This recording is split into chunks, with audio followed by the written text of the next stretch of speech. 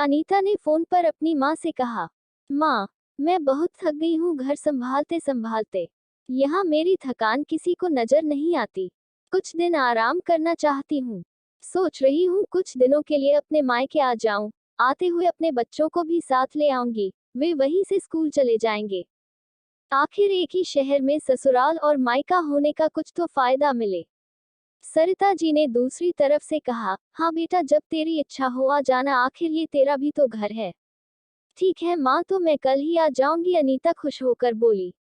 हाँ बेटा, कल आ जाओ, मैं तुम्हारा इंतजार करूंगी। अभी मैं फोन रखती हूँ, मुझे मंदिर भी जाना है। सरिता जी ने फोन रख दिया और सीधे किचन में गई। किचन में खाना बना रही बहू से बोली, अरे अनुपमा सुनो, कल तुम्हारी नंद आ रही है। आज बाजार जाकर फल, सब्जी और मिठाइयाँ लेकर आना। बेचारी मेरी बेटी ससुराल में नौकरों की तरह काम करती है और उस पर कोई ध्यान ही नहीं देता। यहाँ आएगी तो कुछ दिन रहेगी, उसका मन और तबीयत अच्छी हो जाएगी।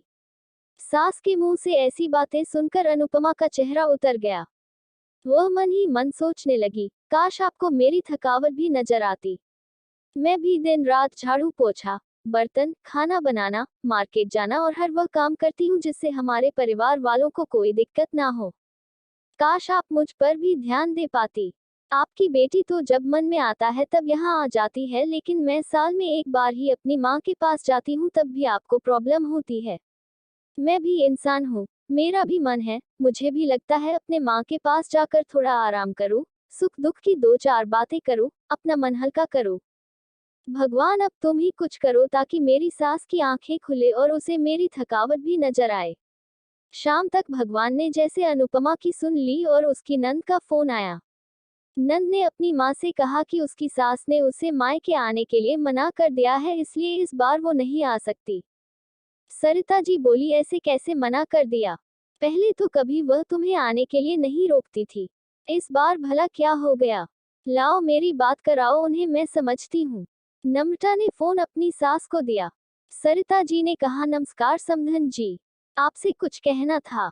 समधन जी ने कहा, कहिए। दरअसल कल त्योहार है, इसलिए अनीता अपने मायके आना चाहती है, अगर आप उसे भेज दे तो अच्छा रहेगा। अनीता की सास ने कहा, देखिए समधन जी, आपकी बेटी मायके जाकर रहे, इस बात के लिए हमने उसे कभी नहीं रोका और इस बात से हमें कोई प्रॉब्लम है भी नहीं। कुछ दिनों पहले मैं अपने रिश्तेदार की शादी में गई थी, वहां आपकी बहू अनुपमा की माता जी से मिलने का मौका मिला। उनसे गपशप करने के दौरान उनकी बातों से पता चला कि अनुपमा को साल में एक ही बार अपने मायके जाने को मिलता है और वह भी बहुत कम समय के लिए।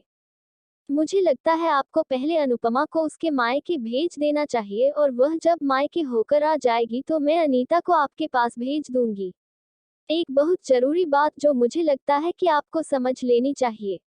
आपको अपनी बहू को भी बेटी की तरह या बेटी से भी ज्यादा प्यार देना चाहिए। उसे भी मायके जाने की इच्छा होती होगी। हो सकता है अनीता के वहां आने से उसकी आवभगत करने के लिए आप उसे उसके मायके नहीं भेजती होंगी, या फिर वह आपसे कुछ कहने से अभी डरती हो। अगर आप उसको घर में ही कैद रखेगी तो एक दिन ऐसा आएगा जब वह आपके खिलाफ बोलने लगेगी। फिर वह आपकी सुनेगी भी नहीं और जब चाहे तब अपने मायके जाएगी। ऐसी परिस्थिति आए, इससे अच्छा है कि आप ही कुछ बदलाव अमल में ले आए जिससे आपका रिश्ता और रिश्ते की मिठास खराब ना हो। सरिता को अपने समधन के हर एक शब्द में सच्चाई नजर आई। उन्हें महसूस हुआ कि उन्होंने अपनी बेटी के प्यार में अंधे होकर कभी भी अपनी बहू के मन का विचार नहीं किया। उन्होंने हमेशा ही अपनी बेटी को अपने बहू से ऊपर रखा।